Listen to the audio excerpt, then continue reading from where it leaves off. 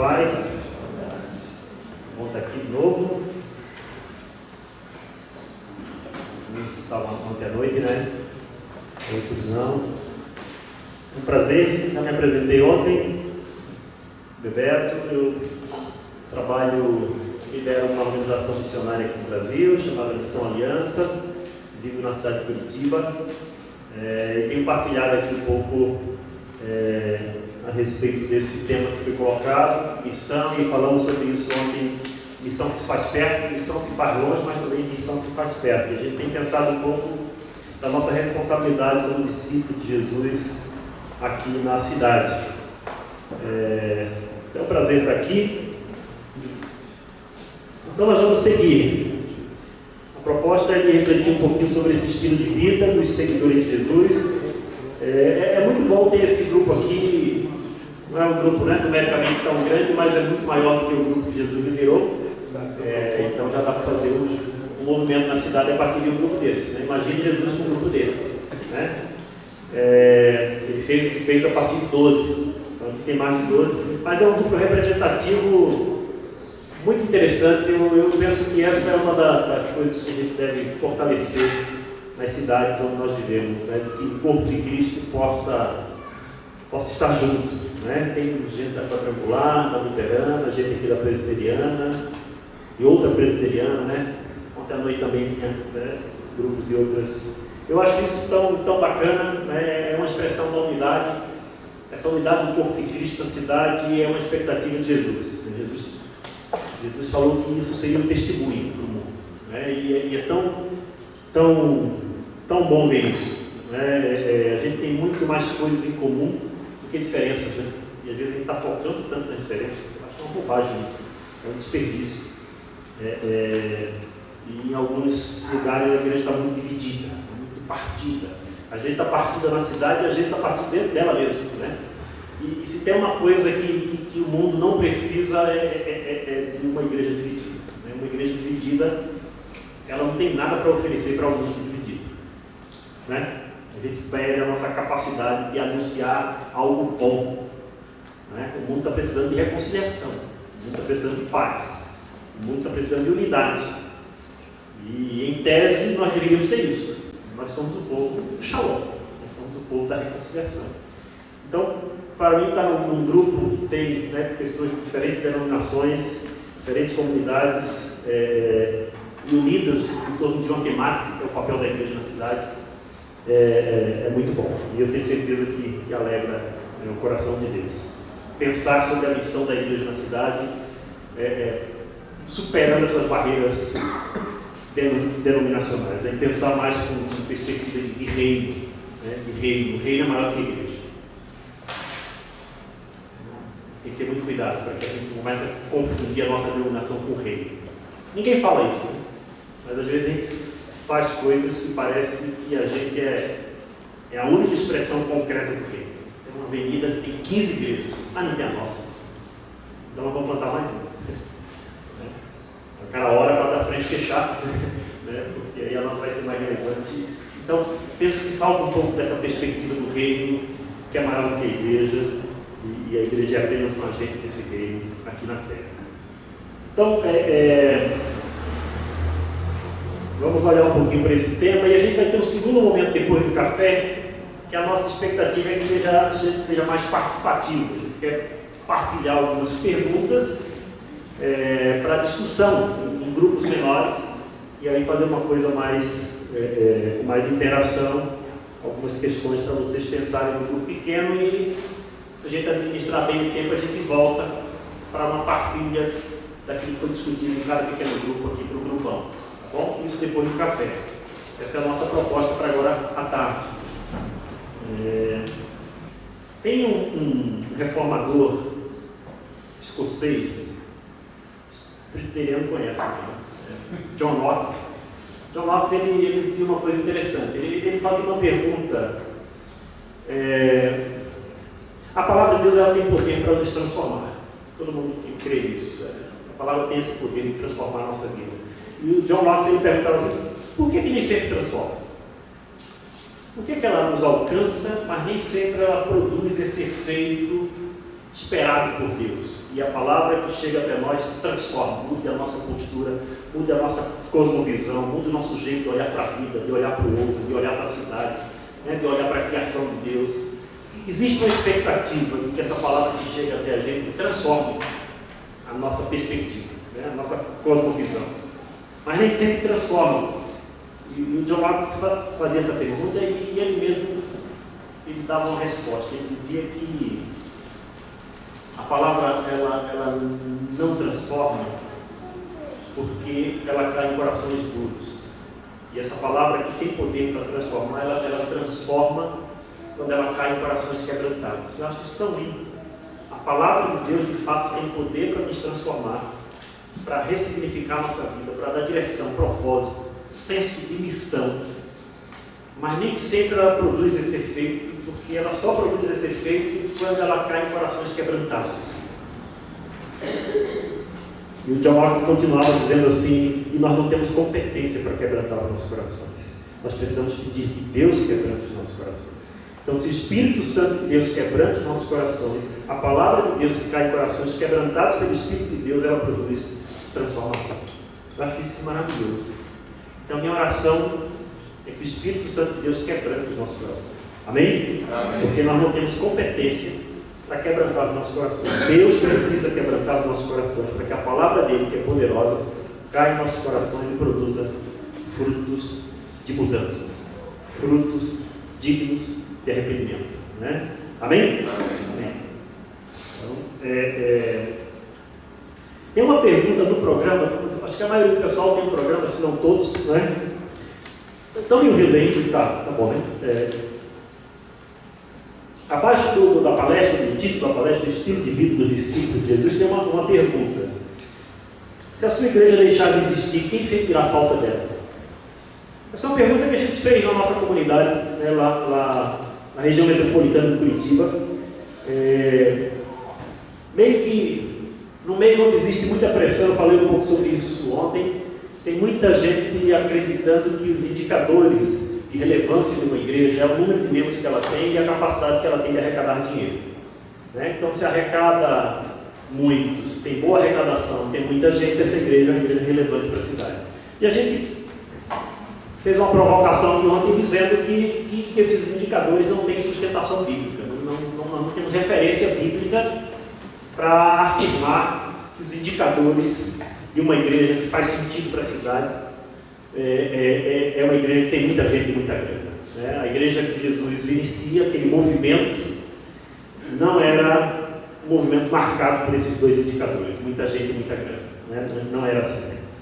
Então,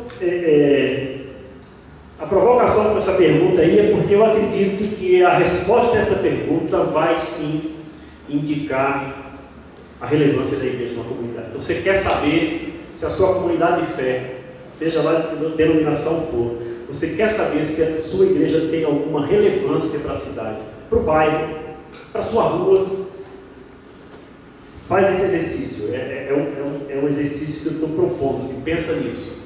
Então, se chega até vocês a notícia de que aquele espaço vai ser interditado, houve uma determinação judicial e a partir daquele momento você não pode mais existir as atividades da igreja naquele lugar, naquela rua, naquele endereço, né? Uma determinação do juiz, você sabe como é que o juiz manda, né? O que é que escreve lá embaixo? Não sei se você já teve problema assim com a justiça, né? Eu já tive algumas lutas, né, na nossa cidade, mas ele escreve assim embaixo: cumpra-se. É mais ou menos aquela ideia de manda quem pode, obedece quem tem juízo, né? Se não cumprir, você está obstruindo a justiça, a obstrução da justiça é crime, você vai para a cadeia. A gente passou por algumas situações assim, mas a causa era boa, então valia a pena.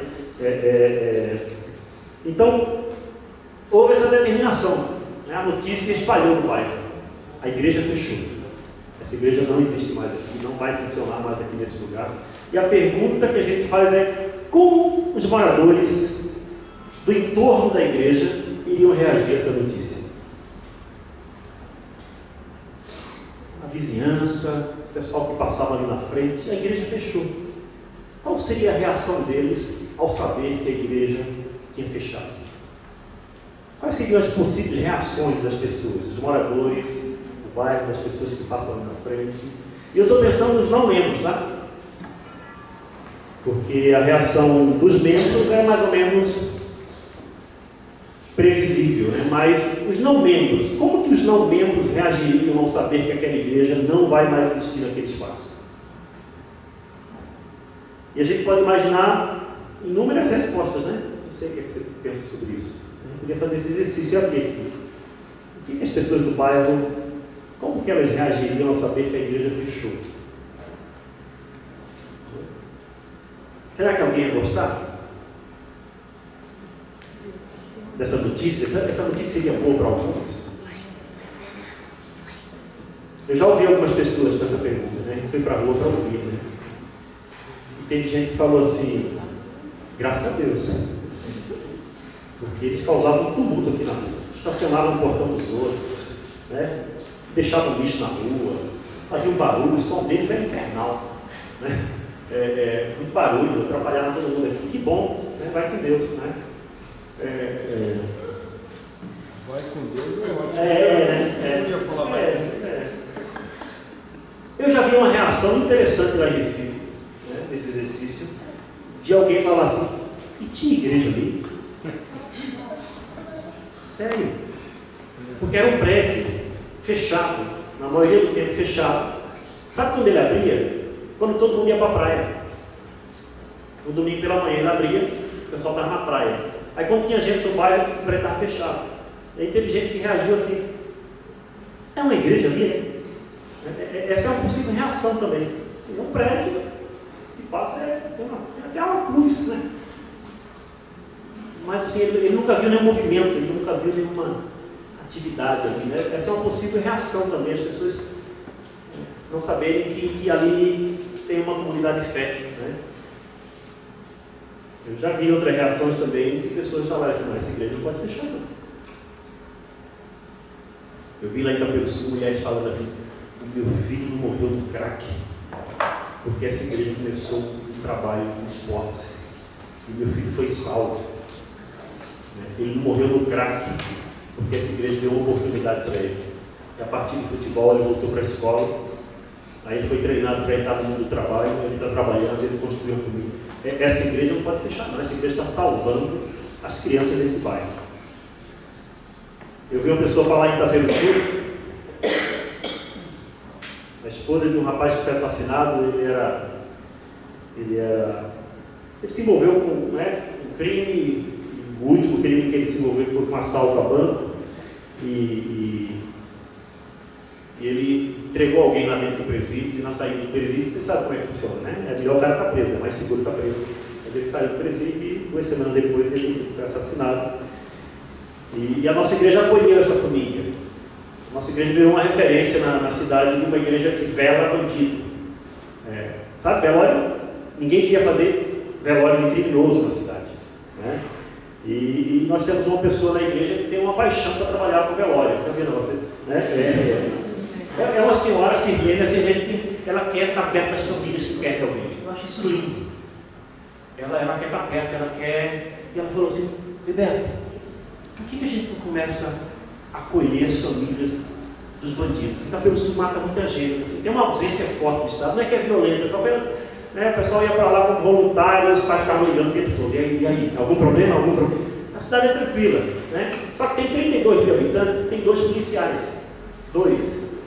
2 para 32 mil habitantes. Estou falando de uma cidade a 27 quilômetros de Curitiba. Curitiba você pode, em alguns bairros, ter 2 em cada turno, em cada estação de ônibus. Nós tínhamos 2 para 32 mil habitantes. Então, porque quem morre ali é pobre. Certo? Então, 2 homens para... Eu não estou dizendo que mais polícia significa mais paz. Não necessariamente. Né? Mas 2 é um absurdo, né? 2 para uma cidade, um chamava-se Rambo e o outro, alguma coisa Schwarzenegger, né? Não funciona, cara. 2 e eles tinham um gol mais velho do que o meu na época. E não funciona, né?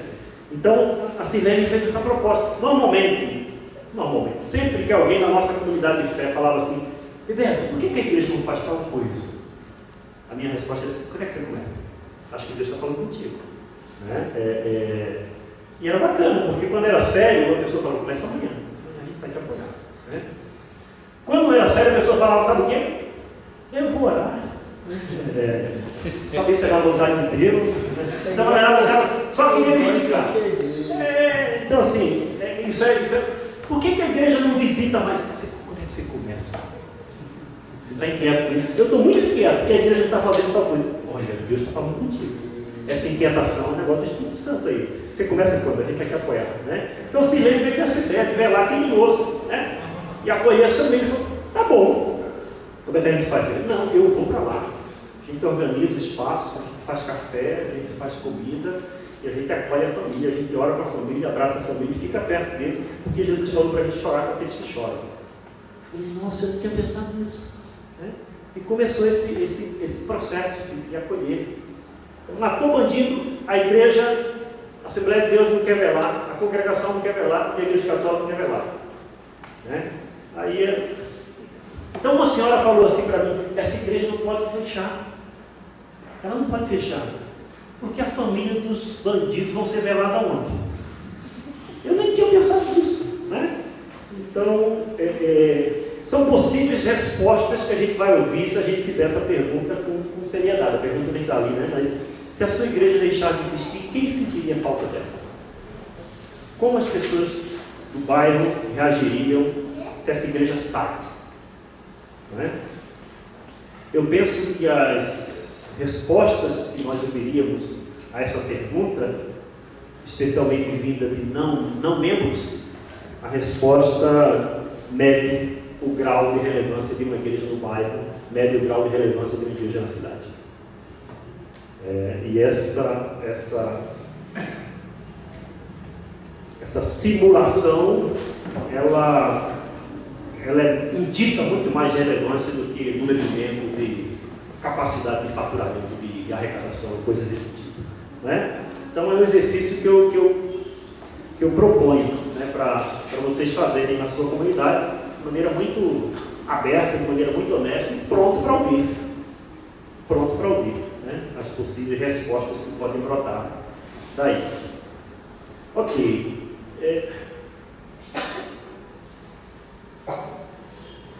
A gente pode olhar para a vida de Jesus, né, nos evangelhos, e perceber facilmente que toda a espiritualidade de Jesus era voltada para a missão. Jesus trabalhava com esse foco, naquilo que o Pai havia chamado ele para fazer.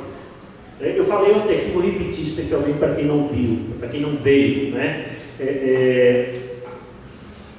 Missão, a partir de uma perspectiva bíblica, missão não é programa, não é projeto, missão é estilo de vida.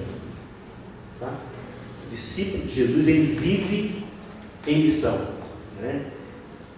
O discípulo de Jesus, ele faz a opção de viver com essa perspectiva de que Deus tem propósito para a vida dele aqui. O propósito de Deus ao enviar o seu filho para morrer na cruz por ele, não era apenas perdoar os seus pecados, não era apenas salvá-lo.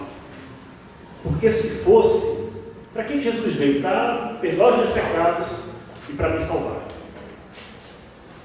E para me levar para o céu. Mas a pergunta que eu faço para você é, por que você não foi aí? Nós podemos orar por você nessa tarde. E para mim a resposta vamos olhar, né? Não está forçando a barra. Chama assim. Chama aí assim, né? Já tem festa para ela. Né? Você não foi porque Deus tem missão para você aqui na terra. Você não foi porque tem gente que precisa ter acesso à verdade de Deus a respeito de quem ela é, do quanto Ele a ama. E tem gente que vai ouvir isso através da sua vida, vai ouvir isso através das suas palavras, vai ouvir isso através dos seus gestos, vai ouvir isso através do seu anúncio, mas vai ouvir isso através do seu exemplo. Tem gente que vai ser alcançada por esse amor de Deus através da sua vida, e Deus quer fazer isso no seu ambiente de escola, de trabalho, de vizinhança, de universidade, aonde você está. Tem gente que precisa ouvir a mensagem que um dia chegou para você. Eu costumo dizer, meus irmãos e irmãs, o Evangelho é bom demais para ficar só com a gente. Nós não temos o direito de reter essa mensagem. Nós não temos o direito. Isso é covardia. Isso é maldade. Né? E reter o Evangelho para a gente. Essa mensagem que chegou até a gente, que nos alcançou e que transformou a nossa vida, e a gente reter isso, e a gente segurar isso, e a gente não partilhar isso com outras pessoas. Né? Jesus trabalhava com essa perspectiva, e eu penso que isso precisa ser uma característica das comunidades e discípulos de Jesus. A natureza da igreja é missionária. Não tem essa coisa de pensar que essa igreja aqui tem visão de missão, essa igreja aqui não tem, nosso negócio é adoração. Aí a outra fala, não, o nosso negócio é servir o pobre. A outra fala, o nosso negócio é cura. A outra fala, o nosso negócio é tirar dinheiro das pessoas. Não existe essa coisa. Tem igreja que existe para isso, vocês sabem. Mas não existe essa opção. Você pode, sabe qual é a opção que nós podemos fazer? Se nós queremos ou não ser igreja. Aí você pode optar. Mas se quer ou não fazer missão, essa opção não nos é dada. Está entendendo isso? A natureza da igreja é missionária. A igreja é, por natureza, uma comunidade missional. É para a missão que ela existe. É para a missão que ela existe. E se ela deixar de fazer missão, de participar da missão de Deus no mundo, ela deixa de ser igreja, porque ela nega a sua natureza. Está entendendo isso? Não é projeto, não é quero, não quero, tem visão, não tem visão. Né? Não nos é dada a opção de escolher. Dá para escolher quer ser igreja ou não, aí dá. A gente escolheu ser um clube gospel. Né? A gente quer ser um clube. Né? Desfruta, usufrui de uma série de serviços, participa de alguns eventos, de alguns programas, tem muita gente bacana, que pensa como eu, mesmo nível acadêmico, mesmo nível econômico, né? Mesma cor da pele, e aí eu gosto, eu pago uma mensalidade lá, né? E eu usufruo de uma série de serviços e eventos que esse clube me oferece. É clube. Essa é a característica do clube. O clube ele cumpre a sua missão quando ele oferece um espaço de entretenimento para os seus associados, e aí os associados pagam por isso, e aí fica legal, bacana. E aí se o clube passar a não mais satisfazer as minhas necessidades, o que é que eu faço? Eu mudo de clube. Não é? Eu mudo de clube. Isso é clube. Ele existe para os seus sócios. Igreja existe para os seus não sócios. Então, igreja não pode ser clube, não pode funcionar com a mesma lógica, com a mesma natureza. Está claro isso? É tranquilo, né? É tranquilo. Então, por isso que não trabalhamos com essa perspectiva, ou não deveríamos trabalhar com essa perspectiva de projeto, de programa. Não estou nada contra projeto, nada contra programa, me entendo, né? Mas a nossa natureza como igreja é uma natureza missional. É para isso que estamos aqui. É para isso que estamos aqui. Então, Jesus trabalhava com essa perspectiva e nós somos uma comunidade de seguidores de Jesus. João 5, 19 e 20, eu citei ontem aqui, mas de repente a gente pode ler de novo. Né? Alguém pode ler, por gentileza? Enquanto eu tomo água.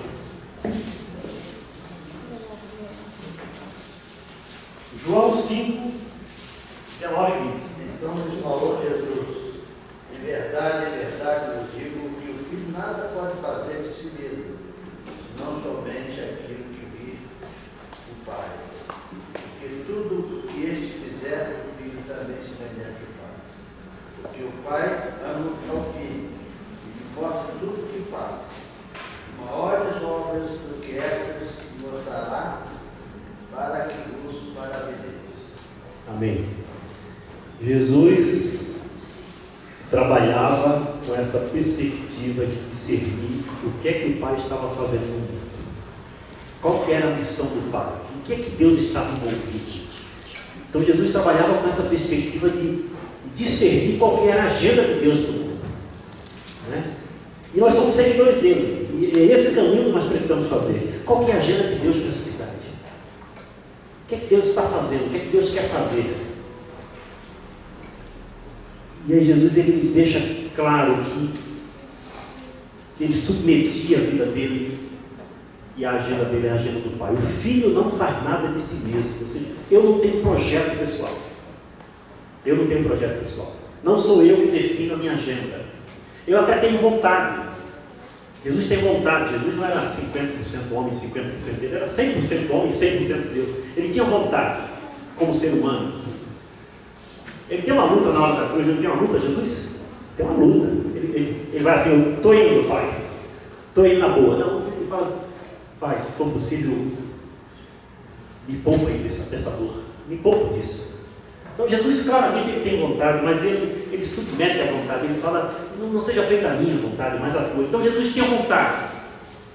Então quando o texto diz que Jesus, o Filho, não faz nada de si mesmo, Jesus está dizendo assim, eu renuncio os meus projetos, eu renuncio os meus planos, porque eu quero discernir o que o Pai está fazendo.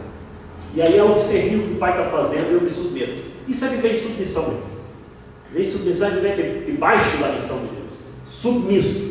Debaixo da missão. Jesus era submisso à agenda do Pai. Jesus era submisso à vontade do Pai. Né? Então, a espiritualidade dele se manifestava assim, nesse processo de busca para discernir o que é que Deus estava fazendo no mundo, e ao discernir, ele submetia a vida dele ao Pai. O versículo 20 que a gente acabou de ler diz que Jesus tinha uma relação de intimidade com o Pai, marcada pelo amor, que permitia que ele discernisse o que é que o Pai estava fazendo. Né? O Pai ama o Filho, e porque o Pai ama o Filho, o Pai mostra para o Filho o que é que ele está fazendo. Então, era nessa relação de intimidade, de discernimento, de busca da vontade do Pai, que a espiritualidade de Jesus se manifestava. Né? E ela era toda voltada com esse foco. O que é que o Pai está fazendo? O que é que o Pai está fazendo? Como é que o Pai quer me usar? Qual é o programa? Qual é o plano do Pai? Qual é a missão? Quais são as coisas que Deus está envolvido? Qual é o caráter da missão de Deus? Qual é o propósito da missão de Deus? Qual é a abrangência da missão de Deus? O que é alvo da missão de Deus? Então, esse processo de discernir a missão de Deus, a gente falou um pouco sobre isso ontem. Eu costumo dizer isso aqui: espiritualidade é a maneira como aquilo que a gente conhece, acredita e experimenta de Deus se manifesta no cotidiano. Então, a espiritualidade é assim. Como é que a sua fé se manifesta no dia a dia? Como é que a sua intimidade com Deus se manifesta no dia a dia? Como é que a sua experiência com Deus se manifesta no cotidiano? Né? João capítulo 17, verso 18,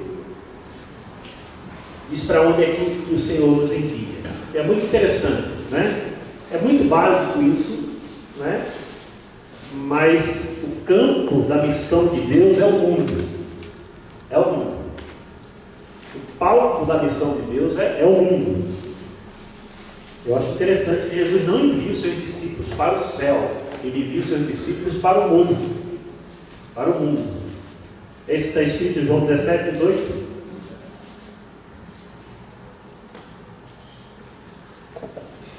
Alguém pode ler?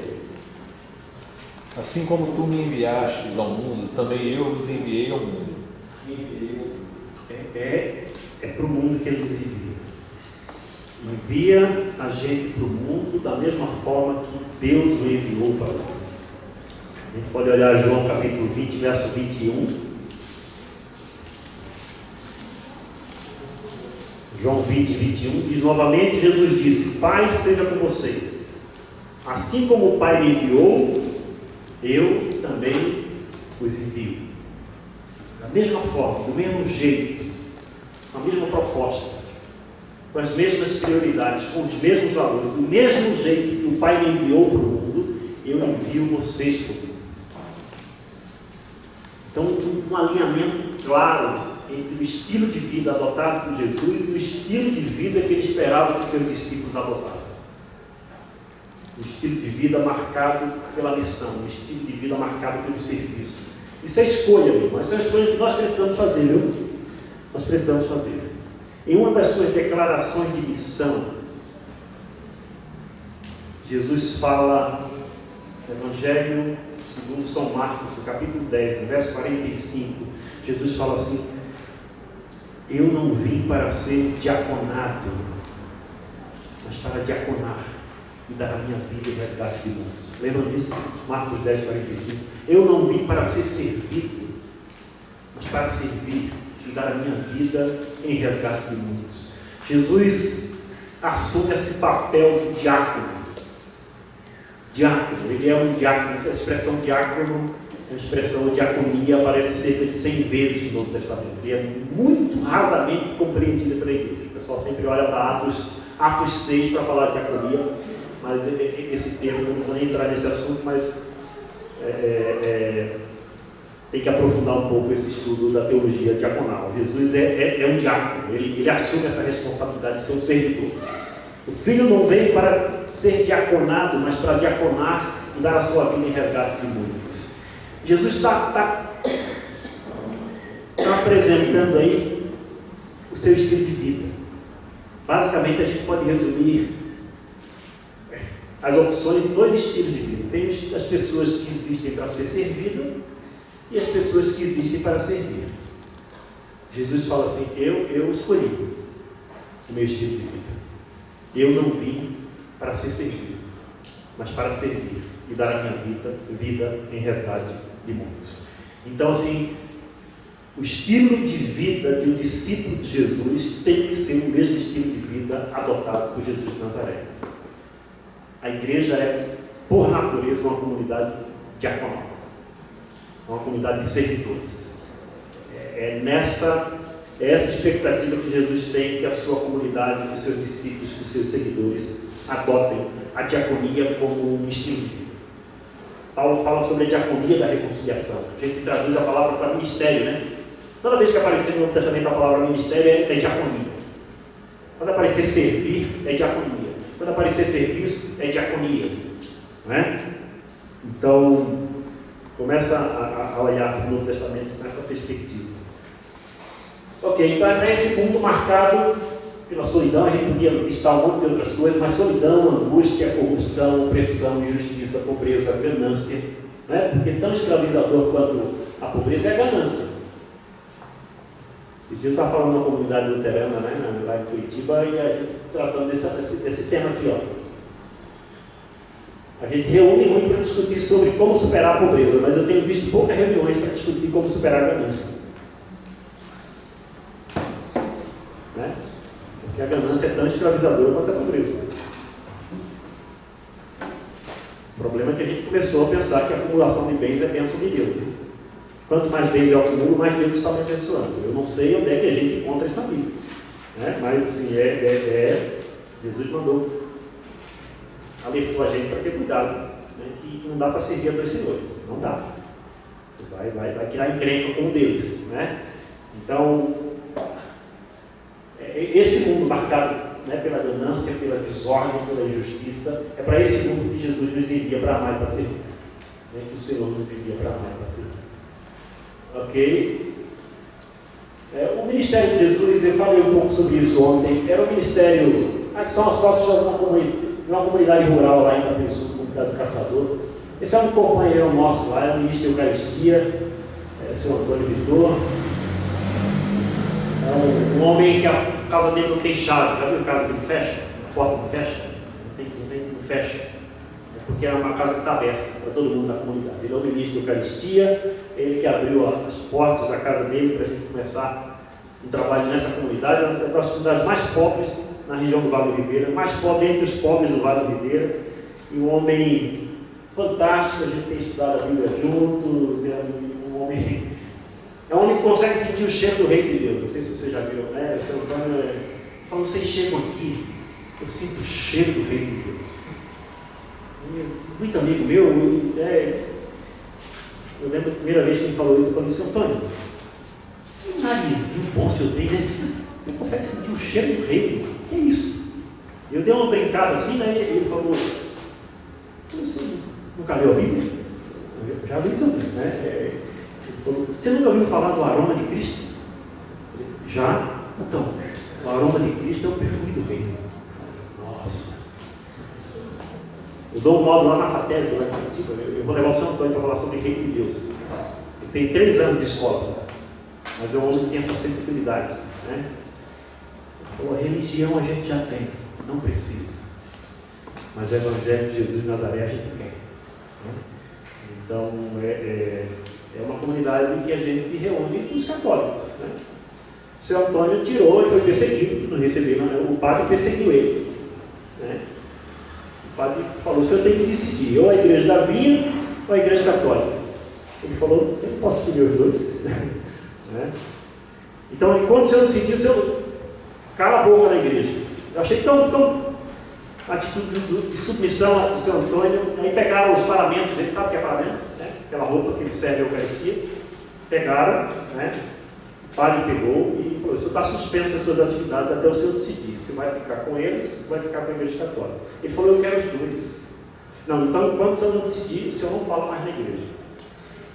Aí eu cheguei lá e estava meio triste e falou: eu respeito o pároco, mas ele não entendeu nada do Evangelho. Eu falei: por que ele não entendeu isso? Ele falou assim: é que ele está pensando que a minha igreja é lá dentro. A minha igreja é a minha comunidade. Ele não quer que eu fale lá dentro, mas a minha igreja não é lá dentro. A minha igreja é na comunidade. Nossa, se 60 milhões de evangélicos no Brasil entendessem isso, cara. A nossa igreja não é aqui dentro, porque a nossa igreja é 60 milhões. Em 2010 o IBGE disse que nós éramos 44 milhões. Hoje estão falando de 60 milhões. 60 milhões de evangélicos entendendo que a nossa igreja é lá fora.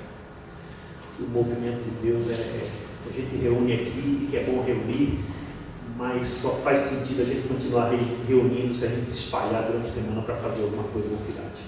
Né? O seu Antônio Vitor, agricultor, sempre sorrindo. Crise, não tem crise. Por que crise? A terra é boa, você planta, ela devolve para você. Né? O pessoal chega lá para visitar ele e fala: seu Antônio, a crise. Que crise? Ele fala: qual crise? Você não tem televisão, não está assistindo ainda? Não tem crise não. A terra continua, a gente cuida bem dela e ela responde. Aí você senta na mesa do São Antônio, o arroz que ele plantou, o ovo, a carne de porco, a farinha de milho, o melado, tudo que tem na mesa dele foi produzido na sua propriedade, né, fruto do seu suor. Ele tem 16 filhos. Ele é o parteiro, ele começou, né, não tem acesso ao sistema de saúde, e ele fazia o parto. Como é que o senhor fez tanto parto? Você está conversando com ele, e o pessoal chega dentro. Pensa padrinho, quem é padrinho? Todo mundo padrinho. Quem nasceu na mão dele é padrinho, né? Eu comecei a treinar com Paulina. Paulina é a esposa dele, uma católica pentecostal que eu nunca tinha visto na minha vida.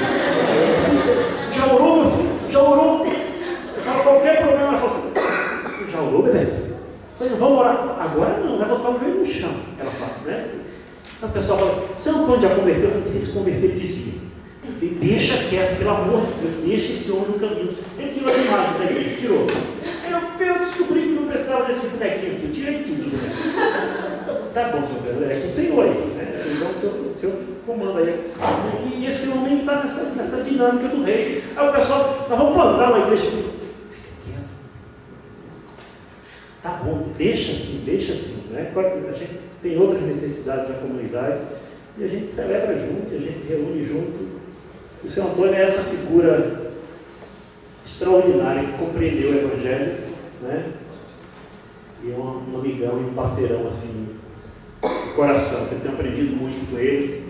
Essa é uma coisa importante que eu quero também realçar aqui. Existem saberes fora dos saberes acadêmicos.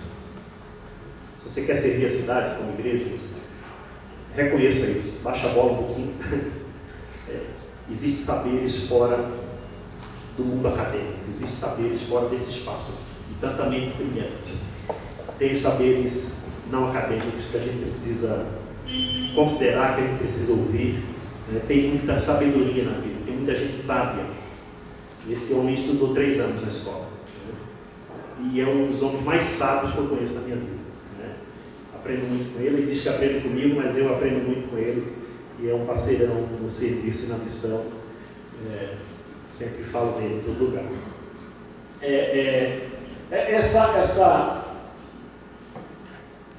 Essa perspectiva integral, né, de proclamação e demonstração, querigma e diaconia, que sempre andam juntos no ministério de Jesus. Ele anunciava e ele fazia, ele proclamava e ele demonstrava. Em Lucas capítulo 24, versículo 19, eu acho interessante porque era assim que Jesus era conhecido.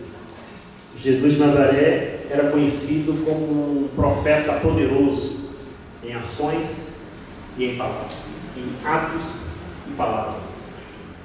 Jesus era conhecido assim, como alguém que proclamava as boas novas do reino e alguém que demonstrava esse reino. A igreja, meus irmãos, aqui tem várias denominações representadas. A igreja não basta a igreja ter uma boa notícia. A igreja precisa ser uma boa notícia na cidade. As pessoas devem ficar felizes porque vocês estão. As pessoas devem se alegrar. Né?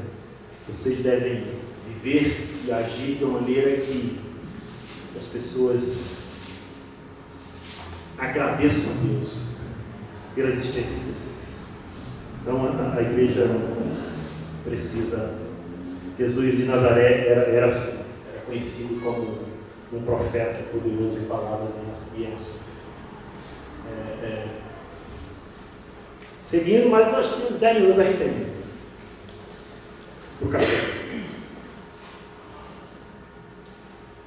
Esse mundo marcado aí pelo caos que Deus nos envia para servir. Né? E o caos, eu falei um pouco sobre Shalom ontem. O caos é a ausência de Shalom. Relações que foram rompidas, relações que foram quebradas. Né? O ser humano com o seu Criador, consigo mesmo, com o seu próximo e com a criação de Deus. O caos é resultado disso. O caos é o que começa a acontecer em Gênesis capítulo 3. Né? Shalom é quebrado, essa harmonia é quebrada, se instala o caos. Né? Isso aqui é uma cena de Curitiba, tá? Na Síria, na frente do Palácio do Iguaçu, na frente do Palácio do Presidente. Quem está recebendo bomba de gás aqui, borrachada, é professor, tá? Professor da rede estadual do Estado do Paraná. Foi em abril de 2015. O governo do Estado tratou os professores que estavam lutando. Sabe por quê? Porque o fundo de pensão dos professores o governo estava usando para outros fins. Os professores se mobilizaram. Não, eu estou contribuindo todo mês, não é para isso. Né? Já foi preso 3 vezes. O governador que mandou fazer isso nos professores já foi preso 3 vezes. Beto Richa. Ouviu falar? Deveria estar preso. Vai voltar. Estamos orando por isso. Né? É sério. Cadê o lugar bom para se converter, meu filho? Cadeia é o lugar bom para o cara baixar a bola. Né? Cadeia, eu sei que é. Né? Só tive 2 vezes por pouco tempo, mas eu sei que cadê o lugar bom? Cadê o cara baixa a bola e converte? Então o Beto Richa vai voltar para lá. Foi esse que mandou. Então isso aqui só para dizer que não é na Síria, tá? É de Curitiba. Aqui não dá para ver bem não, né? Tá, não. Aqui tem gás, tem petróleo por aqui. Aqui tem miséria e pobreza. Essa frase é uma frase que eu ouvi lá do Gramacho. Gramacho é lá em Duque de Caxias, na Baixada Fluminense. O Jardim Gramacho é onde funcionou por 32 anos o maior lixão da América Latina. É conhecido. Está na margem da Ilha da Guanabara. Na Missão Aliança nós temos um projeto parceiro no Gramacho, né, a Casa Semente, uma iniciativa fantástica, cerca de 200 crianças e adolescentes. Foi uma frase que eu vi na minha primeira ida no Gramacho. Eu estou caminhando em comunidades empobrecidas já há algum tempo, desde o início da minha conversão lá em Recife. Mas eu nunca tinha visto coisas tão chocantes, assim, né? Você sentar numa roda com adolescentes, 12, 11, 13 anos, e aí não ter nenhum que não comia lixo. Nenhum. Todos comiam lixo. Todos. É o cara que vai para o lixão, ele vive em cima do lixão. Ele não está ali para tirar o material que recicla. Ele está ali para dar chute no burro. No caminhão despeja. É complexo, né? Tem muita história, mas o lixão foi interditado. Mas o tráfico, o Comando Vermelho restaurou, porque era o lixo que dava comida e dava trabalho, e dava renda para as pessoas. Então tem vários bolsões de lixão clandestino operado pelo Comando Vermelho lá no Gramacho. É uma outra história. Mas eu ouvindo isso chocado, o relato desses meninos, e eu fiquei mal ali. Mal. E eu vi relato de criança que chutava no urubu para pegar comida. Do bico do urubu. Nossa, é muito, né? É muito. E aí, a gente foi tomar um café, E uma senhora, uma das mães desse menino, falou assim: eu vi que o senhor ficou meio assim, triste, né? Eu falei: fiquei triste. Não vontade de chorar, vou chorar em casa daqui a pouco, né? E ela falou assim: meu filho, tem coisa pior do que comer lixo. Pior do que comer lixo. Ela falou: tem coisa pior do que comer lixo. E ela disse aqui: pior do que comer lixo é a gente ser tratado como lixo. Ela falou assim: nós somos o lixo do Rio de Janeiro. Eu nunca esqueci isso, fazem 4 anos. Eu não vou esquecer nunca na minha vida, né? Tem coisa pior do que comer lixo, é ser tratado como lixo. Gente que é descartado. Eu falei sobre isso ontem. Como Jesus se aproximou dos descartados. Quem estava aqui lembra disso? Aqueles que o sistema religioso descartava, Jesus tratava como gente. Gente. Isso dá um nó na cabeça dos fariseus. Dá um nó. E eu falei: o judeu, vou repetir, né? Quem não estava de repente, o judeu não acredita que Deus abençoa coisa. O judeu só acredita que Deus abençoa gente. Né? Então, leproso, prostituta, gentil, não era gente, era coisa. Descarta, publicano é coisa. Porque se é gente, pode ser algo da bênção de Deus, da graça de Deus, é coisa. A graça de Deus não alcança coisa, só alcança gente. Então ele descarta o leproso, descarta a criança, descarta a mulher, descarta a prostituta, descarta o publicano, descarta. E aí Jesus vem na contramão dessa lógica maldita, e Jesus fala assim: é gente, eu vou tocar, toca no leproso. Aí acolhe a prostituta, aí chega para o publicano e fala assim: vem comigo, me segue.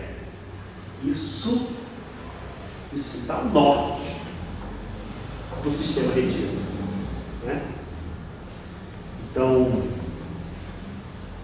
o sargento do Gramacho não é gente para muitos, né? Não é gente. Mas Deus tem povo lá. Isso é bom. Deus tem povo nessa região do Remanso. É a periferia do Gramacho. Quem conhece o Gramacho? O pastor conhece o Gramacho? Tem a periferia da periferia. Então, a Casa Semente está nesse núcleo aqui, na rua Prainha, lá no Remanso, lá no Gramacho.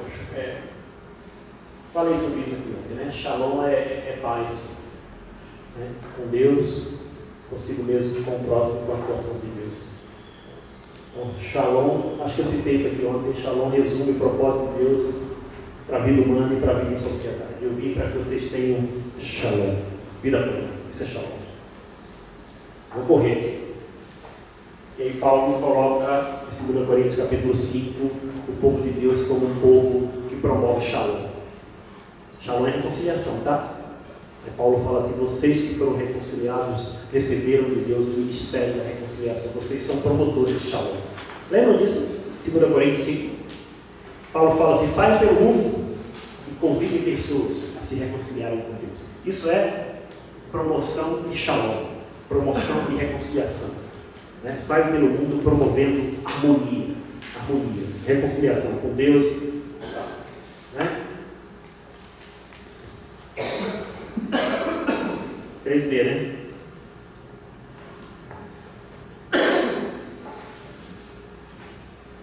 Será que a gente pode produzir um impacto transformador no lugar onde nós estamos, no espaço onde você está, no espaço que você vive, as ruas que você circula, o bairro onde você anda, a cidade onde você vive? Tem algum aspecto do lugar que você, algum aspecto da vida, você olha e fala: puxa, isso não é projeto de Deus. Deus não queria que as pessoas vivessem dessa forma, né? Tem algum aspecto que precisa ser transformado na cidade de Juiz de Fora? Tem alguma coisa que tem que ser transformada? Ou aqui é céu, na terra? O céu já veio na sua plenitude. Certamente tem algum aspecto dessa vida que precisa de mudança, de transformação, né? Nessa vida, nessa cidade que precisa de transformação.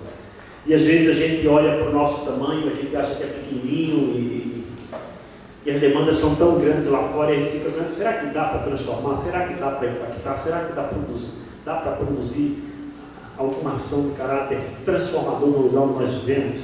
Lá em Itapê do Sul, as demandas eram tantas que a gente às vezes parava e dizia, será que dá? Será que a gente pode influenciar a vida na cidade, influenciar políticas públicas na cidade, né? Alterar a lógica de corrupção, de maldade, de perversidade, de morte? Será que a gente pode? Nós somos tão pequenininhos, né? Não tem muita gente, não tem muita grana.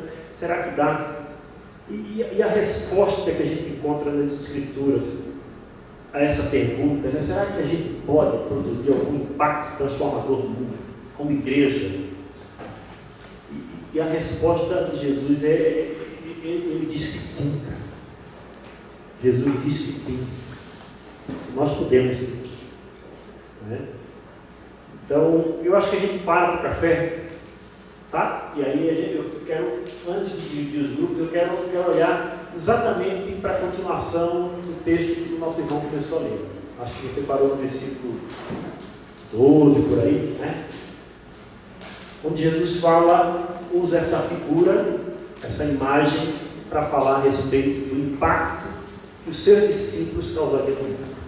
Quando ele fala que vocês são sal e luz. Tá bom? Ok, só para terminar essa parte mais positiva, eu ainda quero, mesmo que sobre uns 20 minutos, 25 minutos, dentro do programa. Começou um pouquinho mais tarde, mas eu sei que tem a noite, e aí se a gente ultrapassa muito, compromete o retorno daqueles que virão à noite. Então tem algumas questões para partilhar com vocês, para vocês discutirem um pouco numa roda de conversa aí. Mas antes de só terminar essa parte aqui, essa resposta que às vezes a gente faz, se a gente pode, com recursos que nós já temos, né, com as estruturas que nós já temos, com as pessoas que nós já temos, se a gente pode, de fato, produzir algum impacto transformador.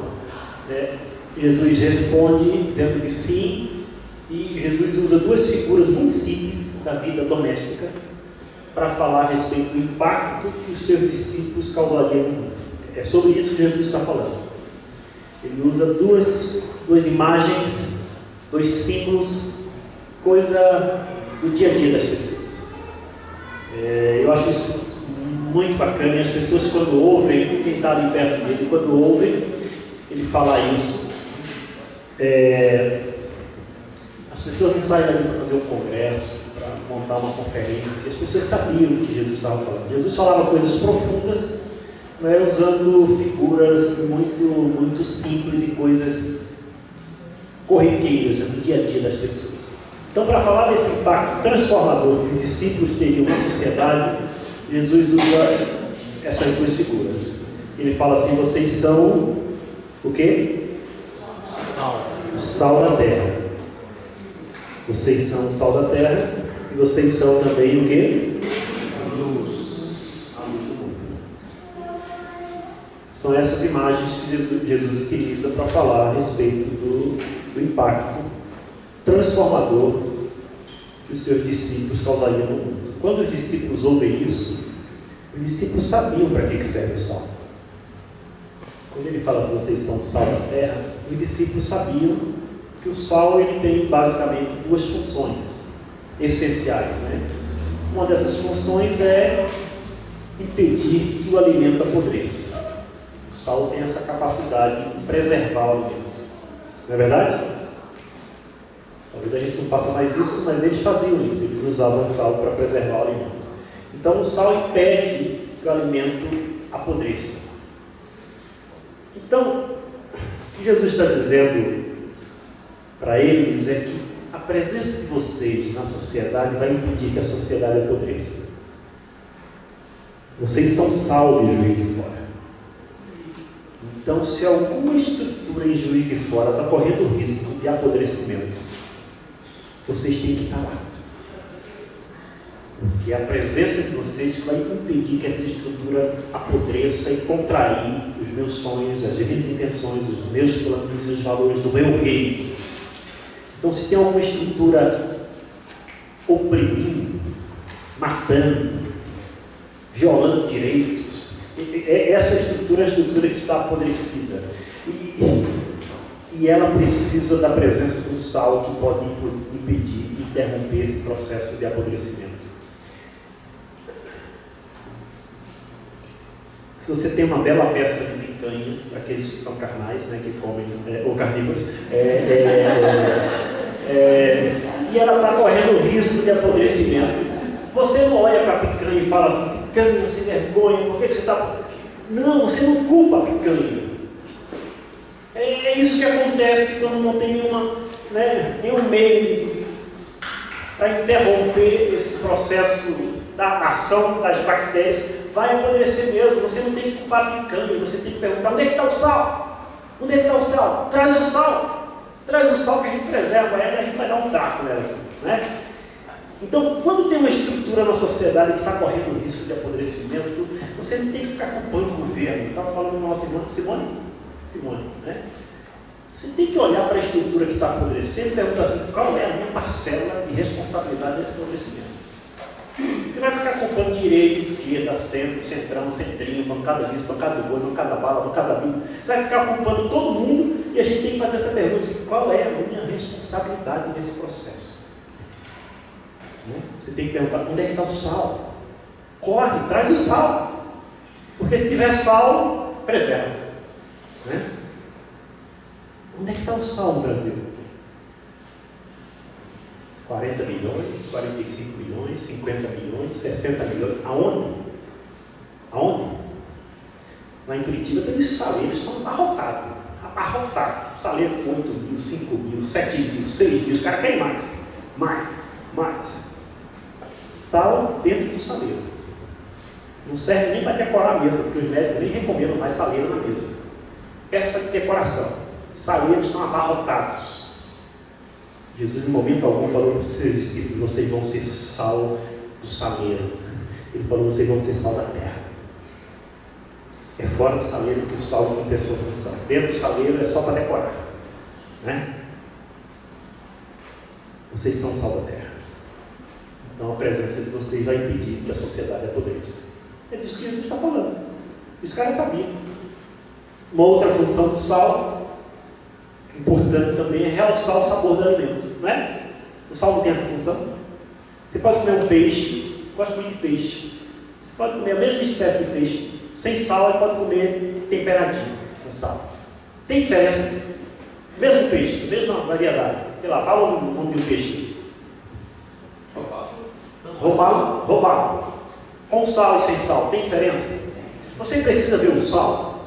Você pega o peixe assim, você só sabe se está bem temperado se você vem forradinho de sal assim. Não, né? Não precisa ver o sal.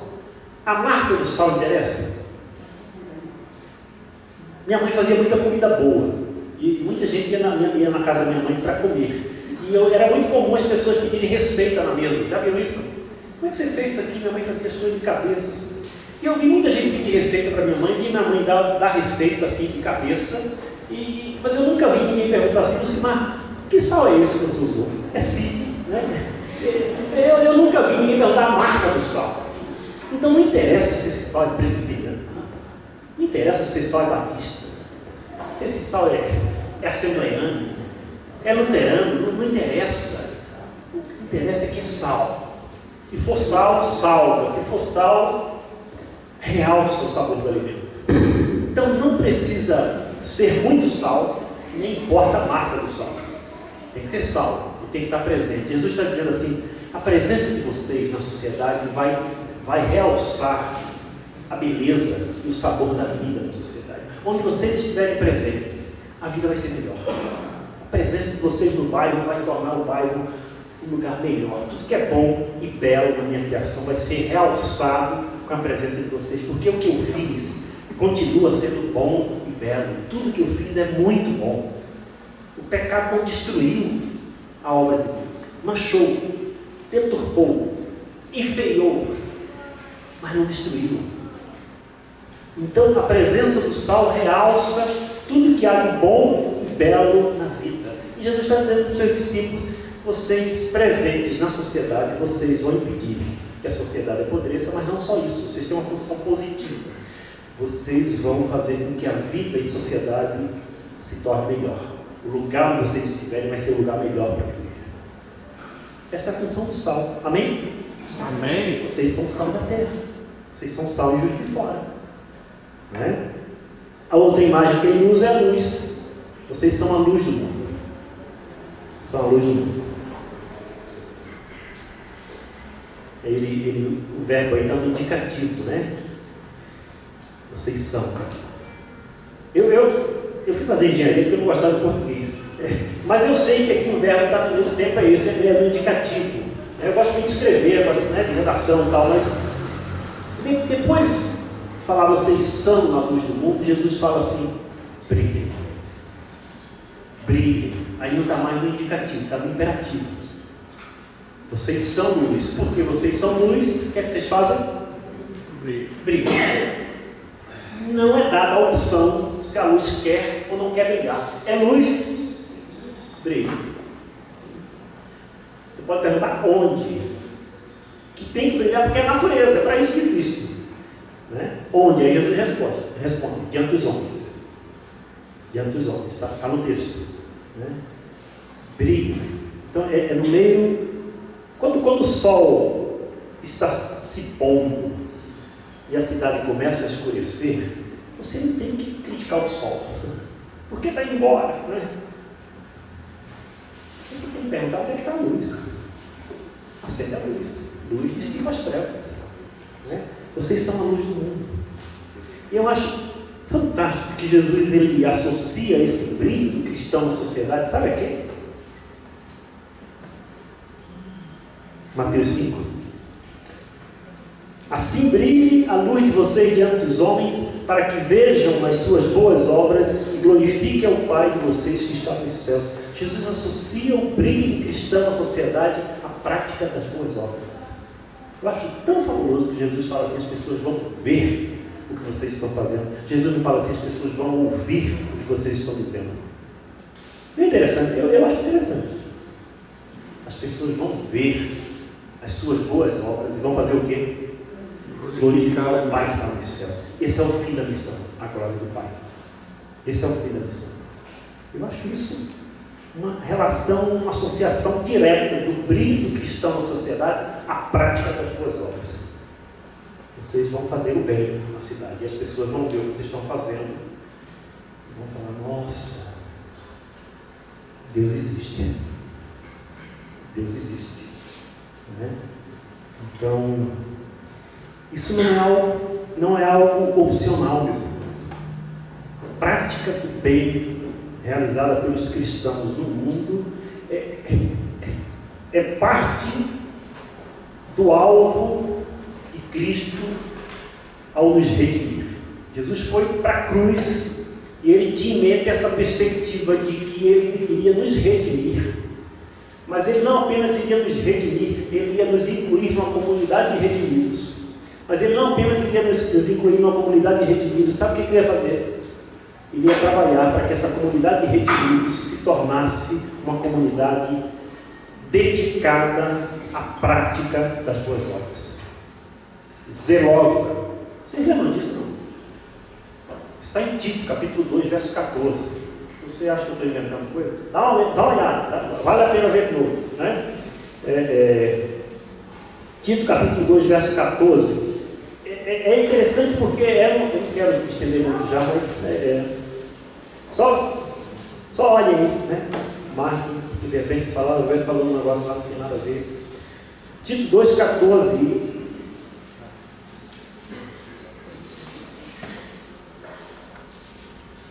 Isso não é para alguns, isso é para os discípulos. Isso é tarefa ou responsabilidade de algumas pessoas na igreja. É tarefa para o corpo, para a comunidade de seguidores.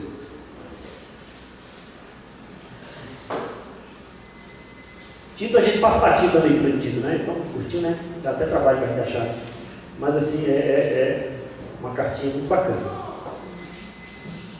Alguém pode ler 2,14? Se tem na sua Bíblia aí. Qual a si mesmo se deu por nós, a fim de remirmos de toda iniquidade e purificar para si mesmo um povo exclusivamente seu, zeloso de boas obras.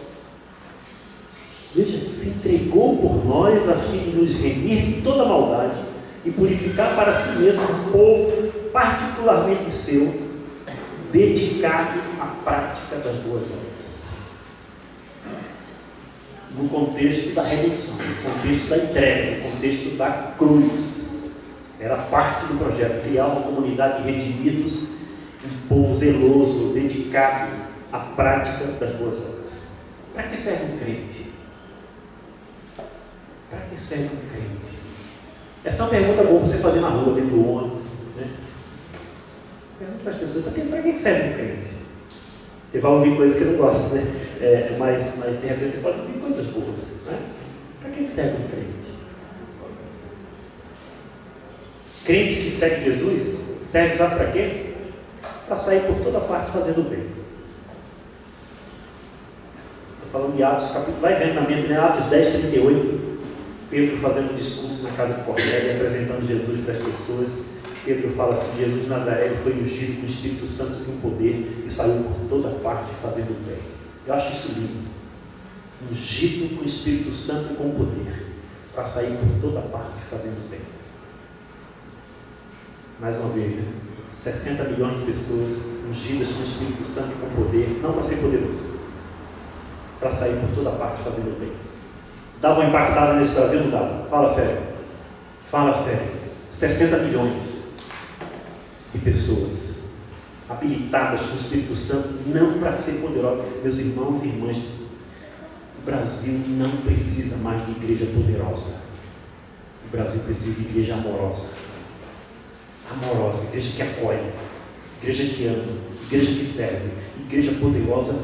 Chega, pessoal, chega. O pessoal está jogando lama no rosto de Jesus. Estão rasgando o evangelho. Chega. A gente não precisa mais dessa igreja poderosa. Cheio de gente, cheio de dinheiro, cheio de influência política. Nós não precisamos mais disso. O Brasil está clamando por uma igreja que ama, por uma igreja que acolhe, por uma igreja que serve. Então vamos seguir Jesus.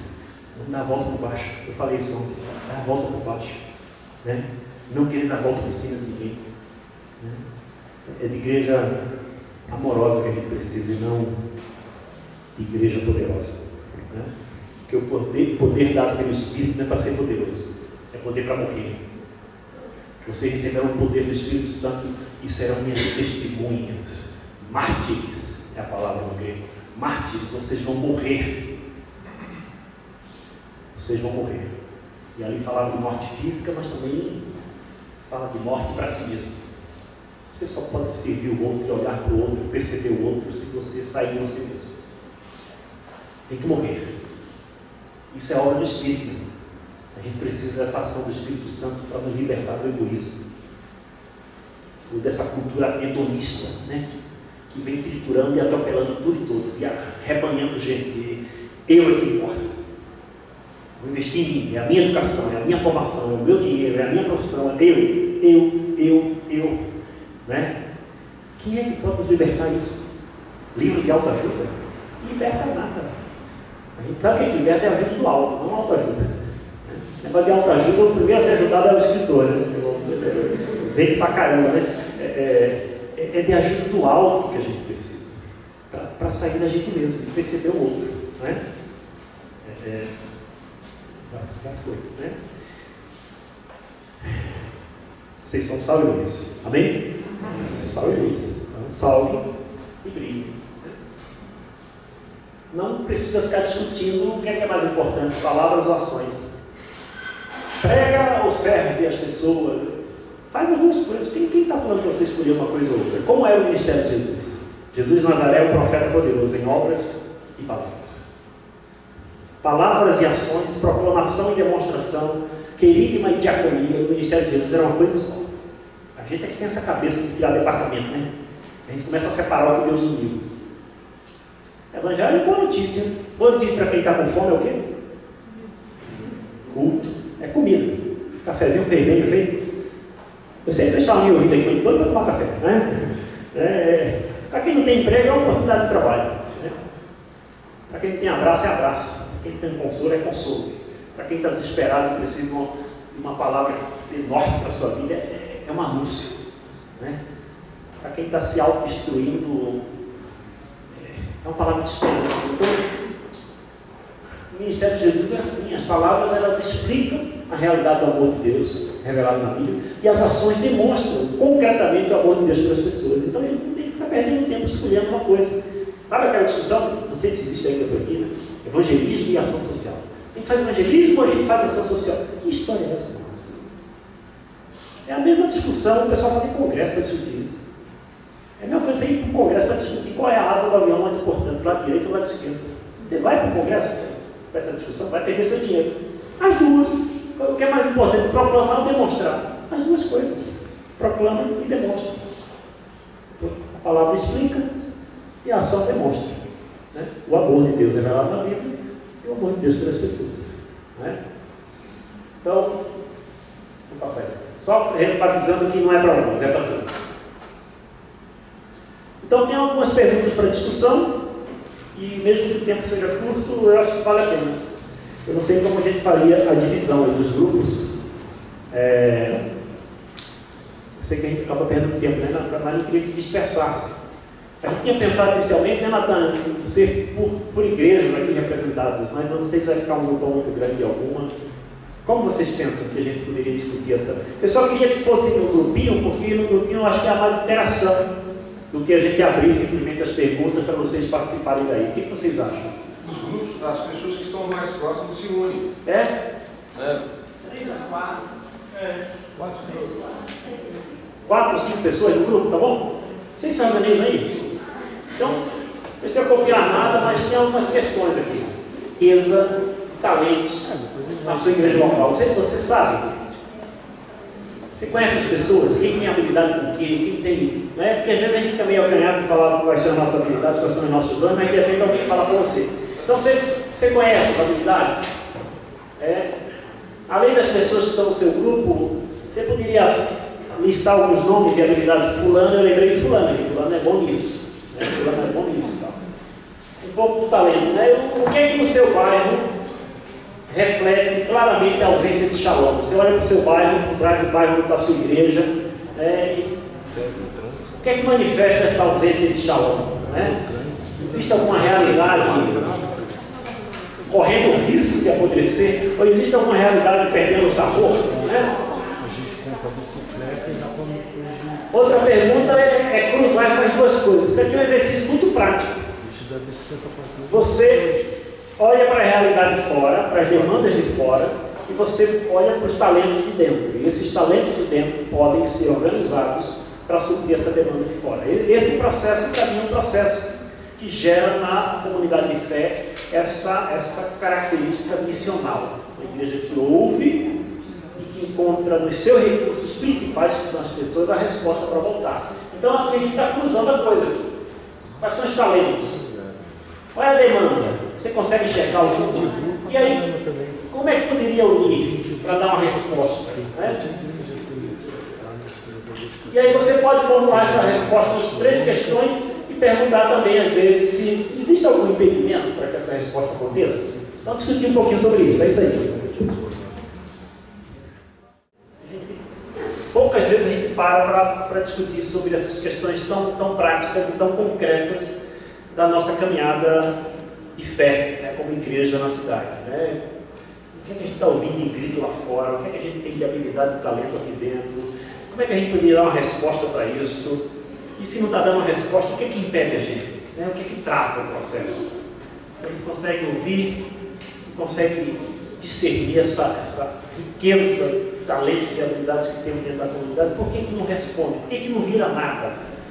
Por que vai virar outro culto, e outro culto, e outro culto, e outro culto, e outro culto, e outro culto? Então, o que é que impede? O que é que bloqueia? São questões práticas. E eu queria, para a gente encerrar esse momento da tarde aqui, que uma pessoa de cada grupo fizesse uma síntese do que vocês discutiram. Eu propus ali para aquele grupo 1 minuto, eles pediram 1 minuto e meio. Então, assim, está provado, a gente é tolerante, então 1 minuto, 2 minutos. Né? Então, a gente tem 6 grupos.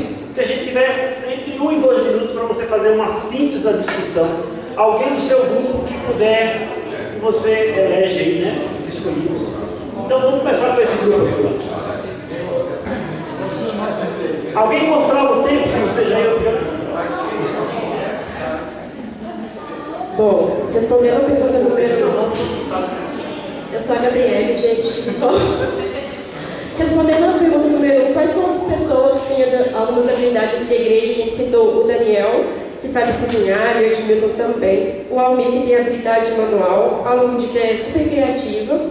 O Zé Ricardo e o Valdemir, que se dispõem para servir as pessoas, que estão sempre presentes e são muito prestativos. A pergunta número 2, o que o bairro, no que o seu bairro reflete a ausência de Shalom? A gente falou assim que no São Mateus tem presença de mendigos, de moradores de ruas e usuários de drogas, e pontos de drogas e crianças em situação que são desassistidas, enfim. E que no Alto Espaço tem gangues e adolescentes que vão para lá para brigar, etc. Unindo os recursos humanos e a estrutura física já disponíveis, se respostas bíblicas poderiam ser dadas às demandas detectadas. E a 4 já vou responder tudo junto. A gente pensou que a igreja podia criar projetos de materiais artesanais e também cozinhar para os mendigos e abrir a própria estrutura da igreja para recebê-los, porque algum impedimento seria que a gente colocou, às vezes, o próprio despreparo que nós temos para lidar com essas pessoas. Às vezes elas vêm sujas, não vêm preparadas para assistir o culto, e aqui elas poderiam, sei lá, tomar um banho, alimentar-se e vir assistir o culto. E a gente colocou também que poderíamos usar a quadra do bairro para fazer algum projeto social para as crianças e também reforço escolar, visto que a igreja tem muitos estudantes, né? É isso.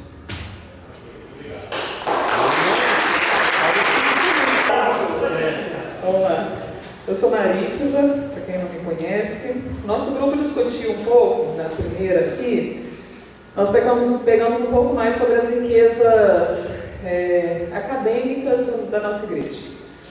Nós somos conhecidos aqui na cidade como uma igreja realmente que recebe jovens universitários, e nós temos muitíssimos profissionais de todas as áreas aqui. Nutricionista, muita gente que trabalha com música, médicos, advogados, psicólogos, engenheiros, artesãos, assistente social, enfermeiros, biólogos, educadores de várias áreas, tanto das áreas mais básicas quanto do ensino superior. E também identificamos, na segunda pergunta, que nós temos no nosso bairro muitos moradores de rua, eu acho que a gente teve a mesma percepção, usuários de drogas, muita juventude em bares, perdendo suas vidas aí somente quando a gente vem para a igreja, às vezes a gente está vendo o pessoal todo no bar. E muitos idosos, a gente também percebe isso, a gente não somente no nosso bairro, mas de uma forma geral, no nosso país, a gente tem visto idosos que têm, às vezes, necessitado de programas assistenciais de coletivos, às vezes se reunir, às vezes fazer uma atividade física, que seja uma coisa simples, não é uma coisa muito absurda, e dá para a gente fazer. Nós pensamos em 3 coisas que nós temos aqui na nossa igreja. Nós temos esse salão social que fica aqui embaixo, vazio durante a semana e que a gente não utiliza. Nós temos a casa pastoral, que também não está sendo utilizada e que pode ser um local que pode ser utilizado para em benefício da nossa ação. E o próprio Jardim Natal, que também é um local, a gente fugiu do bairro um pouquinho, mas também é um local que pertence à nossa igreja. Tá? E o que a gente poderia propor? Atividades com idosos, alguma atividade com moradores de rua, algum projeto para moradores de rua. Aí não pensamos especificamente o que seria, mas existe a demanda para isso. Atividade de reforço escolar, para crianças, também, acho que ficou muito parecido com vocês. E a única coisa que falta é a gente começar a fazer, porque material e gente a gente tem.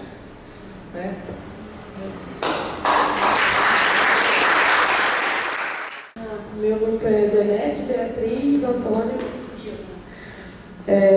Então, também a gente destacou, assim, como falado, de professores, médicos, dentistas, donas de casa, vocação para visitação, oração, pedagogos, psicólogos, engenheiros, então tudo isso poderia ser usado de uma forma para fazer alguma coisa pela sociedade, né, daqui.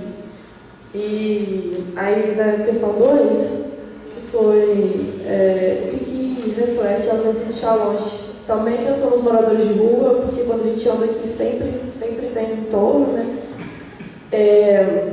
Mas também eu achei interessante que o Demetrio destacou que aqui também um bairro que tem pessoas de classe média e cada um está vivendo uma vida individualizada, enclausurada, e não tem esse contato, assim, né?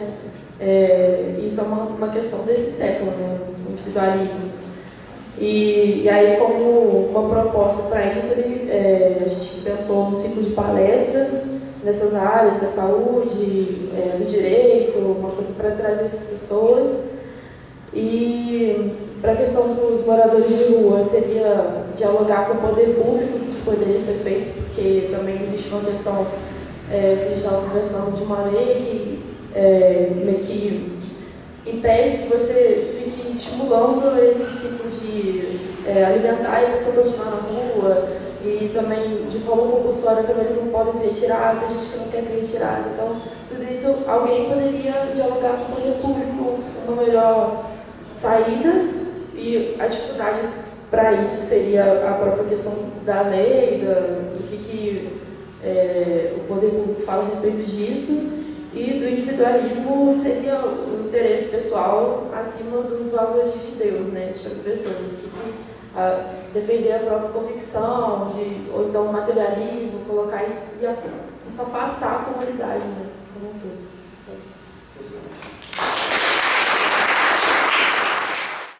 Meu nome é Simone.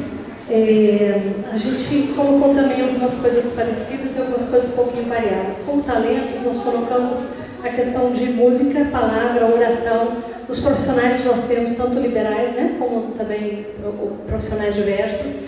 E a gente estava colocando assim, o que será que algumas pessoas têm, né? Às vezes, enquanto talento, que a gente pensa assim, será que algumas pessoas não têm, às vezes, mais facilidade, por exemplo, de lidar com idosos, com crianças, né? Tem essa afinidade, mas não realiza o trabalho por essa falta, às vezes, enfim, de fazer. Entre nomes e habilidades, a gente pensou mais em algumas coisas.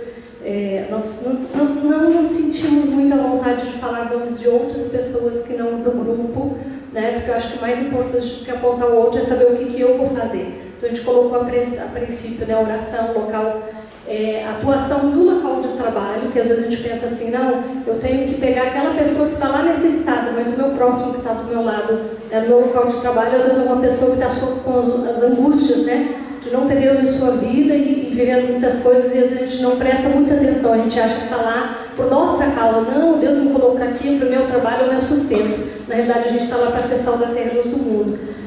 Capelania, né, tanto hospitalar como algumas outras coisas, palavra e oração, visita domiciliar para ver a necessidade de cada pessoa. O que no bairro reflete a cidade, a ausência de shalom.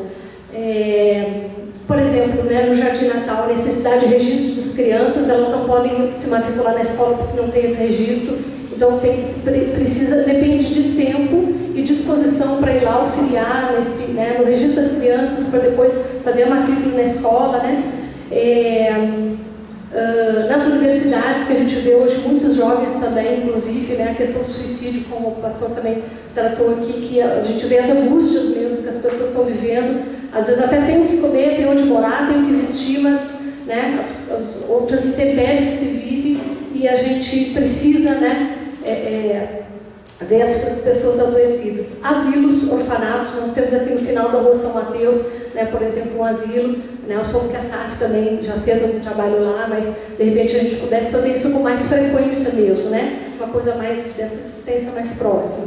Orfanatos, clínicas de reabilitação de dependência química, associações de bairro, né, como por exemplo no Jardim Natal, né, você vai, faz segundo a necessidade, tira uma foto de um local que está com uma dificuldade, leva junto à associação do bairro, à prefeitura, né, e ora também, porque faz parte do trabalho, né. E os moradores de rua também nós levantamos essa questão. Como recursos humanos e estrutura física, né, aula de música para crianças, tanto do bairro como do bairro da comunidade, do pessoal que é da igreja, como do que não é, como já é realizado no Jardim Natal, onde é ocupado o espaço lá, né, doutor? E o trabalho de asilo, né? Porque às vezes a gente fica assim, qual o espaço que a gente tem ou não tem? Nós temos, a própria comunidade tem os espaços e a gente pode estar indo nesses espaços onde as pessoas estão, como Jesus ia, onde as pessoas estavam, né? Então, nos asilos, nas clínicas, né? Seja de dependência química, seja de outro tipo de necessidade, no nosso local de trabalho e também na questão dos orfanatos. E qual o impedimento? Tempo e vontade. É o que a gente acha que é o mais, às vezes é o que mais dificulta, né? A gente fica racionalizando muito as coisas. Não, preciso disso. Às vezes não, só falta tempo e vontade mesmo para a gente iniciar. Como superar? ID. 1, 2, 3 e vai. Meus irmãos, boa tarde. Eu sou Edson, da Igreja Luterana. Nosso grupo era Olga, Antônio, Natan e a Cecília. E o Natan me deu uma ordem, eu estarei submisso a ela. Eu vou falar da realidade da Igreja Luterana para contribuir com algo diferente, já que as vozes que apareceram são também aqui da quarta. A gente descumpriu a sequência, a gente foi falando tudo ao mesmo tempo, né? E isso foi bastante produtivo, né? Cada um foi trazendo uma impressão e as coisas foram se esbarrando. Para começo de conversa, a gente listou ali a história de um vizinho nosso. Eu moro no bairro Bairu, meu sogro e minha sogra também, que se chama Caju. E o Caju mudou de perto da nossa casa. E depois que o Caju saiu de perto da nossa região, os buracos do bairro Bairu ficam sem manutenção. Então a gente que está transitando nos coletivos ou no nosso carro particular, a gente fica lidando com os desvios e também com os atropelos dos amortecedores, porque faz falta o que o Caju fazia, que era ligar para os órgãos responsáveis e encher a paciência deles até eles irem lá consertar. O Caju não faz parte da nossa igreja, mas o Caju é da nossa igreja pela eclesiologia do seu Antônio, lá de Itaperuçu. Ele está na nossa vizinhança, né? Então a gente sente falta do Caju e viu que ele era alguém que ajudava num talento. Num ponto que a gente dialogou também com Natan e Cecília, a respeito do cuidado com a criação, a gente tinha uma irmã lá na nossa comunidade de fé, muito afeita aos bichinhos de estimação. E a paixão dela era tanta que ela propôs, por várias reuniões, que a gente organizasse de alguma maneira uma tarefa de assistência. Aí a gente seguiu aquela lógica que o Bebeto partilhou. Você quer fazer? Vai lá, toca. Aí ela trouxe para a gente, depois de um contato com a sociedade que cuida dos animais aqui em Juiz de Fora, as necessidades que o canil municipal tinha, né? E a gente ficou sabendo que uma das grandes necessidades que faltava para o cuidado adequado lá de onde ficam os bichinhos, etc., era produto de limpeza. Então a gente se mobilizou na comunidade para juntar, durante, acho que foram 2 meses, detergente, desinfetante, criolina, coisas assim, água sanitária para limpeza e promoção da saúde desses bichinhos que estavam abrigados no canil. Outra situação que também vivemos tem a ver, a Igreja Luterana está aqui no bairro Mariano Procópio, é a mais diversa e muita gente de todos os cantos, e nos bairros São Pedro e Borboleta. E no bairro Borboleta, este ano, em março, nós começamos um projeto que tem a intenção de ajudar crianças que participam do nosso culto infantil, é assim que a gente chama o tempo durante o culto com as crianças, né? Em assistência escolar. Essas crianças tinham muita dificuldade de ler, já grandes, tem menino lá de 17 anos, dificuldade, óbvia, de interpretar e de calcular. E 3 pessoas nos alertaram muito sobre essa realidade e decidiram botar a mão na massa e, se não me engano, toda terça à noite eles se encontram com essa moçadinha, dá um grupo de 8 crianças, mais eles, e fazem uma assistência de fazer junto o dever de casa, ler em voz alta, calcular, pensar os problemas matemáticos. e às vezes a história e geografia também da assistência. A coisa tem sido bonita e está florescendo, né? E a gente está feliz com isso que apareceu. Também em nossa comunidade, a gente começou este ano um cuidado maior com o resíduo plástico que a gente produz. E a gente começou a ter um pouquinho de vergonha do tamanho do lixo depois das nossas reuniões com comida boa, né, e papo bom e palavra boa. Quanto copo descartável, quanto prato descartável e quanto talher descartável a gente deixava lá na frente da igreja, né, de testemunho do nosso tempo de qualidade cristão. E aí a gente trouxe de volta para as nossas reuniões pequenas copos de vidro, pratos de vidro, talher de metal, e quem quiser levar alguma coisa plástica, ou se precisar na hora tem, não vai ser expulso da comunhão por conta disso, mas a gente viu que a gente precisava cuidar disso também. E a Igreja Luterana tem 155 anos em Juiz de Fora. A gente está comprando pela primeira vez uma lixeira que separa lixo reciclável de lixo não reciclável nesta última semana. Eu sou membro do presbitério lá, então testemunho e confesso esse pecado aqui diante de vocês, né? Bom, falando um pouco também do que o Natan e Cecília trouxeram, a gente tem essas realidades de sentir a necessidade do lugar em que a gente está. E eles partilharam com a gente vontades também desse cuidado com a criação. Juiz de Fora tem poucos ecopontos, né? Bem poucos. Aqui pertinho seria o Carrefour, de acordo com o que o Natan disse para nós, para recolher bateria usada, pilha usada, óleo de cozinha usado. E a ideia do Natan, que eu já vou levar para lá, tá, Natan, né? Da gente disseminar ecopontos, e a igreja passa a ser um lugar também de referência para aqueles que aqui moram, para deixar o lixo, mas aqueles que cuidam do meu lixo passam a ser vistos com mais respeito por aqueles que não são ainda da nossa convivência. Isso foi um gesto interessante que a gente dialogou ali, para a gente também se colocar fazendo a volta por baixo, né? E servir onde ninguém quer servir, né? E que talvez a nossa classe social ache que a gente não precisa servir aí. Bom, impedimento para que isso aconteça, a gente tentou mapear. Claro, passa pelo nosso coração duro, né? Começa em mim, começa em cada um de nós, mas passa também pela ausência de uma consciência coletiva, né? Nós precisamos sensibilizar as pessoas que de alguma forma nós queremos que nos ajudem, para que isso também é tarefa nossa, é missão, e isso também tem a ver com a tarefa que Jesus tem para a sua igreja.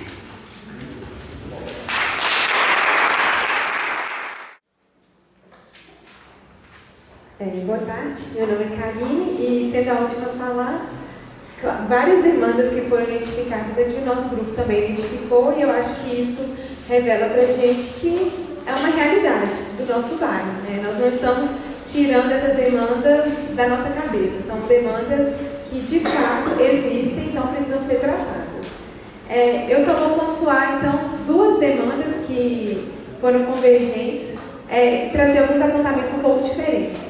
A questão dos idosos, nosso grupo também identificou que São Mateus é um bairro que tem um grupo populacional bastante idoso, isso a gente vê também dentro da nossa igreja, e nós também discutimos algumas propostas como reabilitação cognitiva, atividades físicas, usar o espaço da igreja para esses idosos, mas uma questão que a gente colocou é que talvez a gente não está usando o método de Jesus, que é perguntar: o que queres que eu te faça? Então a gente pode bolar vários planos para fazer com esses idosos, mas a gente não sabe o que esses idosos querem, né? Os idosos do bairro São Mateus provavelmente são diferentes dos idosos lá de Jardim Natal, de Santa Luzia. Então a gente precisaria fazer um diagnóstico para identificar o que de fato eles precisam. É uma reabilitação cognitiva, são palestras, encontros, atividade física. O que os idosos do bairro São Mateus precisam? Então a gente ficou nessa discussão, né? Não criar projetos para os quais não há perguntas ainda e não há demanda. Então a gente identificou o grupo populacional, mas ao certo a gente não sabe o que fazer. E a gente pontuou também a questão ecológica. Quando nós voltamos do 100, essa foi uma questão que a gente mais discutiu, Natana, Júlio Marcos e eu. E a gente ficou pensando como que seria interessante para São Mateus enxergar essa igreja como um ponto preocupado com a questão ecológica, preocupado com a proteção do meio ambiente, ser um ponto de coleta seletiva, porque nós precisamos sair daqui para ir para o Carrefour. Então, isso iria mudar completamente a perspectiva que ou nós somos indiferentes àqueles, né, não tem cheiro, né, o reino de Deus tem cheiro, a igreja de São Mateus está tendo cheiro, né? Às vezes a gente não tem um cheiro ruim, mas não ter cheiro nenhum também não é uma coisa boa. Então, transformar, o primeiro projeto que a gente pensou que não traria tanto custo seria tornar essa igreja um ponto de coleta seletiva, porque o bairro inteiro iria nos enxergar como alguém preocupado com o reino de Deus nessa perspectiva. Então, é um desafio, isso muda a perspectiva de evangélicos. A gente sabe que, principalmente aqui em Juiz de Fora, ser evangélico não tem uma boa aceitação quando você fala que é evangélico. Nós que somos protestantes, eu pelo menos, eu tenho que ficar toda hora me explicando, não, é um pouco diferente, não é a mesma coisa, mas a gente sabe como que isso é difícil. Então, a questão ecológica foi um ponto que nós abordamos também. E a questão dos universitários. Aí agora eu vou trazer uma demanda para dentro, só para dar uma cutucada. A gente falou que o bairro São Mateus é um bairro que tem muitos universitários, a nossa igreja é uma igreja que tem muitos universitários, e a gente vê como que falta a questão do acolhimento, né? Os jovens acolhem os jovens, mas a gente sentiu falta dessa conexão de acolhimento de famílias da igreja acolhendo os universitários.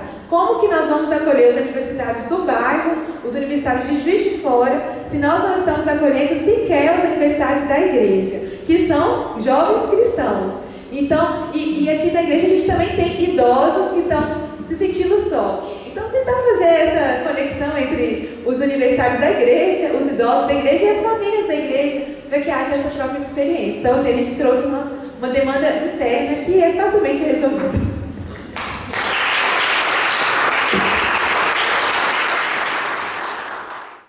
Fantástico, né? Maravilhoso. Eu ficava ali ouvindo e falei, nossa, imagine Jesus com um grupo desse. Né? O que ele faria nessa cidade? Tanta coisa bonita, bela, tanto talento, tanta habilidade, tanta estrutura física. O que é que falta, né? O que é que falta? O que é que falta? Obediência. Em uma palavra, talvez obediência, né?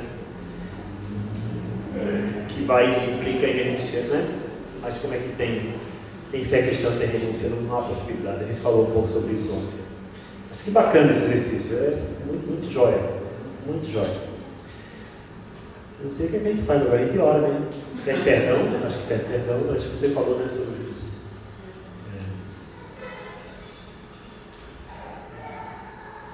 O pastor está aqui, né? Acho que o pastor vai falar aquilo que eu falava lá em Itaperuçu. Né? Quando é que vocês começam? Aí, é chave, precisa? Aí é chave. É cadeira? É cozinha? Tá aí. Pode entrar. Coisa é para ser usada. Gente é para ser amada.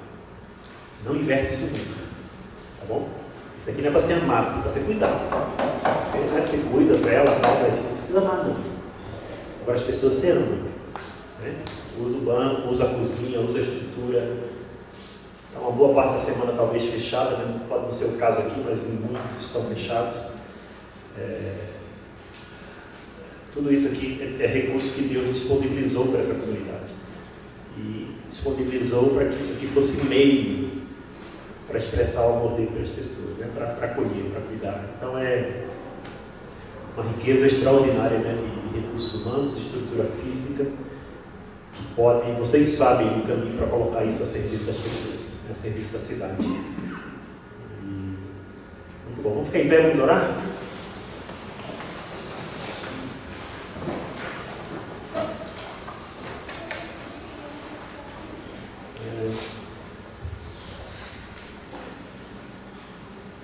Eu quero propor que a gente olhe assim, os grupos. Pode ser? O grupo que você estava aí, você olha. Ou não, ora sozinho, como você quiser, mas você olha. Até mais tarde. Não, tá na mão, velho.